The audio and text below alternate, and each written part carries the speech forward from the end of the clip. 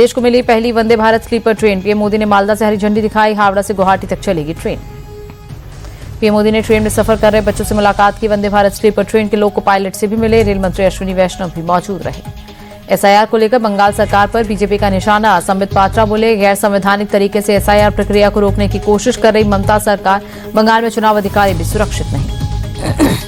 BJP ने ममता बनर्जी पर तुष्टीकरण की राजनीति करने का आरोप लगाया। पात्रा बोले, ममता बांग्लादेशी घुसपैठियों को बचाने में लगी। संबित पात्रा ने बंगाल की कानून व्यवस्था पर सवाल उठाए। कहा, बंगाल में कोई भी सेफ नहीं। चैन से सोना है तो बंगाल में जागना होगा।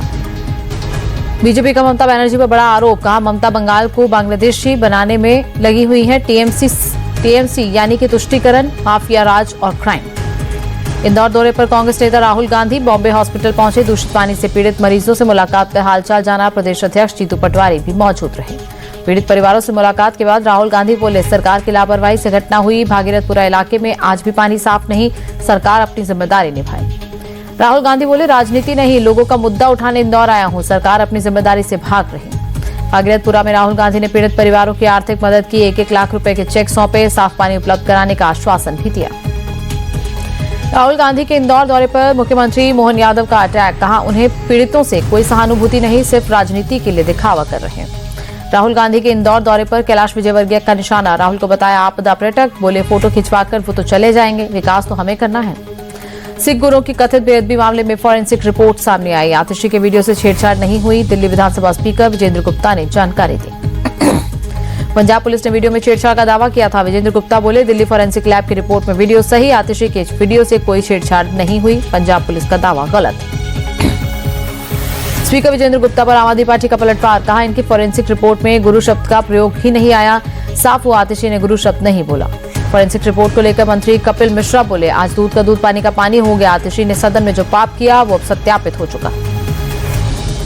केजीएमओ धर्मांतरण मामले में एसटीएफ की जांच तेज। सूत्रों के मुताबिक आरोपी डॉक्टर रमीज ने आगरा में पढ़ाई के दौरान इस्लामिक मेडिकोज ग्रुप की एक मैगजीन निकाली थी।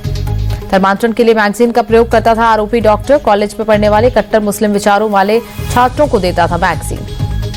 बुलंदशहर के सिकंदराबाद की पूर्व पालिका अध्यक्ष के पति इरशाद के खिलाफ एनएसए और गैंगस्टर एक्ट में कार्रवाई। करीब 71 लाख की संपत्ति कुर्क। कबड्डी प्रमोटर राणा बालचोरिया हत्याकांड में मुख्य शूटर एनकाउंटर में ढेर। खरड़ में पुलिस के साथ हुई मुठभेड़। गैंगस्टर बम्बीहा गैंग से जुड़ा था शूटर। सिंगर बी प्राक को लॉरेंस बिश्नोई के नाम से धमकी मिली। साथ ही सिंगर दिलनूर को कॉल कर मांगे 10 करोड़। कॉलर ने खुद का नाम आरजू बिश्नोई बताया। मोहाली में शिकायत दर्ज। टीएमसी चुनाव में प्रचंड जीत के बाद मुंबई में धुरंधर देवेंद्र लिखे पोस्टर लगे। सीएम फडणवीस को बताया महाराष्ट्र का धुरंधर। टीएमसी चुनाव में करारी हार के बाद राज ठाकरे का पहला बयान। ट्वीट कर लिखा, अपराध धनशक्ति के सामने शिव शक्ति लगाई गई थी। हमें हार का दुख जरूर, लेकिन हम हार मानने वालों में से नहीं। राज ठाकरे बोले, हमारी लड़ाई मराठी मानुष भाषा अस्मिता और अस्मित महाराष्ट्र की। चुनाव आते जाते रहेंगे, लेकिन हमारी सांसों में मराठी बसता है। ये लड़ाई जारी रहेगी। बीएमसी चुनाव में बीजेपी की बम्पर जीत पर संजय राउत बोले, हर राज्य में हर पार्टी को तोड़कर जयचंद पैदा करके ही बीजेपी चुनाव जीतती है।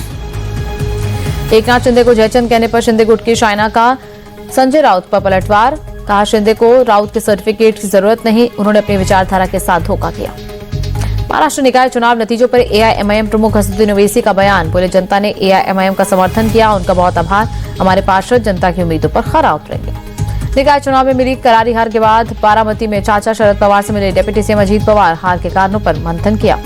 बीएमसी चुनाव में कांग्रेस को मिली हार को लेकर नेतृत्व पर उठे सवाल। विधायक भाई जगताप ने हार के लिए शहर अध्यक्ष वर्षा गायकवाड़ को जिम्मेदार ठहराया। बोले, गायकवाड़ को तुरंत इस्तीफा देना चाहिए।